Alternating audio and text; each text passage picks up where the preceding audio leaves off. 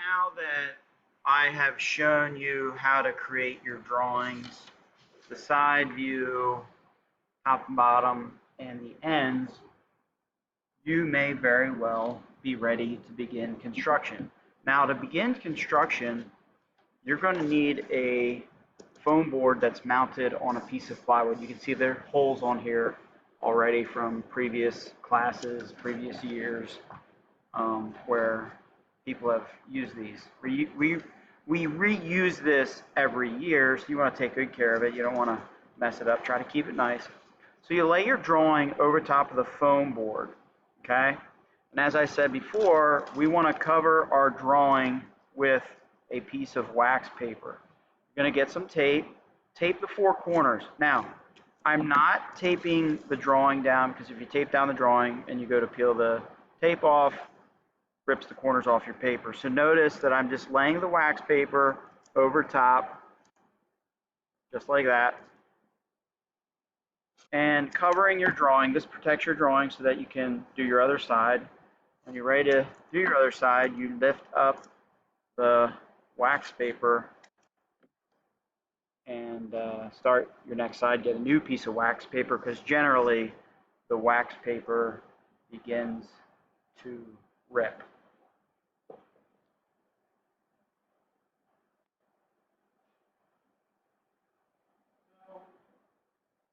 We are using balsa wood.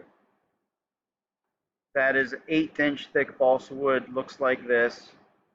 And what you want to do is lay your balsa wood right over top of your lines. Make a line. Now, normally I'm looking straight down on this.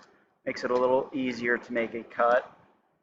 And each group gets 1 cup of pins, 1 cup of razors. We're going to cut this right here. Make a cut. And lay that between your 2 lines. And you're going to put a pin in. Keep your pins about a 1/2 inch from the end. You're going to want to place a pin in the middle for stabilization. Now, anywhere you have any kind of connections where the pieces come together, you're going to need to add glue. So we're going to put a dime-sized quantity of glue in the corner. Next thing we want to do is we work our way around the perimeter. We work our way around the perimeter. Now, you might see my head pop in here, because when you do this, you have to look straight down on it so that you can trace that line. And then we always want to cut on the table, cut straight down. Then we want to test fit it to make sure that it fits. Okay, we see that that fits. Before you glue it, you want to test fit it. Make sure it's in alignment. And as I said before, for filming purposes, I'm kind of in an awkward position. Now you'll notice the offcut right here, if you cut it correctly, should be aligned just about where you need it. So you want to, so you're not doing twice as much work. I'm tracing that line again, and remember, I have to look straight down on it. I can't see if I'm in line with where I want to be. So again, and I apologize for my head being in the way, but we want to test fit that. Okay, it fits. Then we dip that in the glue. You want to do the outer border first. You need to be pinning as you go. Pinning and gluing as you go. Keeping your pins about a 1/2 inch in from the end around the border. And like as I said before, if you cut your angle fairly accurately here, that should fit. Again, we're going to trace right here. I need to be looking straight down at it, get the right angle. And I think I'll stop there with the outer perimeter, because I want to begin to show you how you would begin to do the inside. So we dip this end in glue.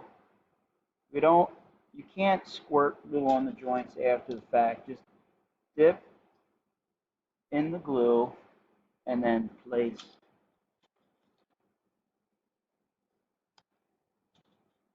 Just like I'm doing here. And okay. Then you want to start cutting your inside pieces. So if I'm going to start here, again, I'm going to need to cut this angle. So I'm tracing right here my line, bringing this over.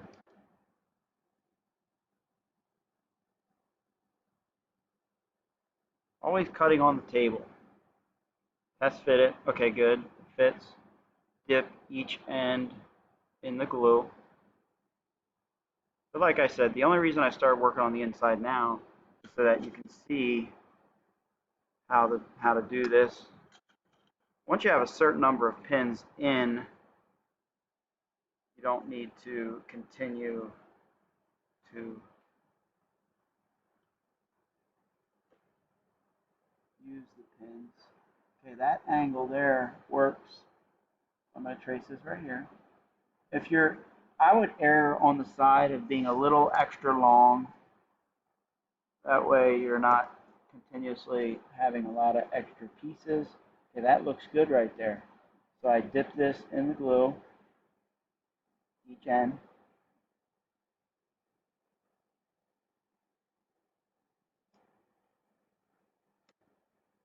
And then we are going to use 2 pins. And you might not even need to pin this. If you have them nice and snug, it might be good where it is.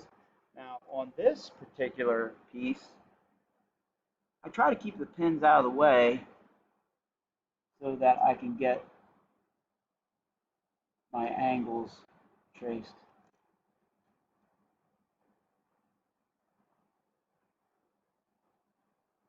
So you lay that on there.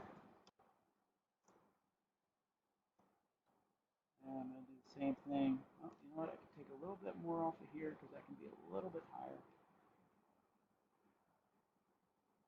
And we're tracing right here. Now this is an unusual piece of balsa wood. For some reason I picked this one that has some darker colors kind of mixed in. Usually all the balsa wood is pretty homogeneous as far as color goes. So again, we test fit that first, and we can see that that is nice and snug. So then we take it out and put that back in there. All right, then we continue going. I generally recommend doing the outer border first. I only skipped ahead a little bit to show you how to cut the inside. Do the outer border first. We don't want to have excess glue coming out everywhere. Outer border, then do maybe all your horizontal lines, then do all your vertical lines, horizontal lines, and then start doing your diagonals. And you notice how I made those cuts. Nice, neat. We don't want big gaps everywhere. You want to take your time and do your best possible job. Once you're done with this side, you very carefully pull the pins out, place them back into the cup, lift up your wax paper, kind of set it in the middle of the table. You can lay down a new piece of wax paper and start your next side.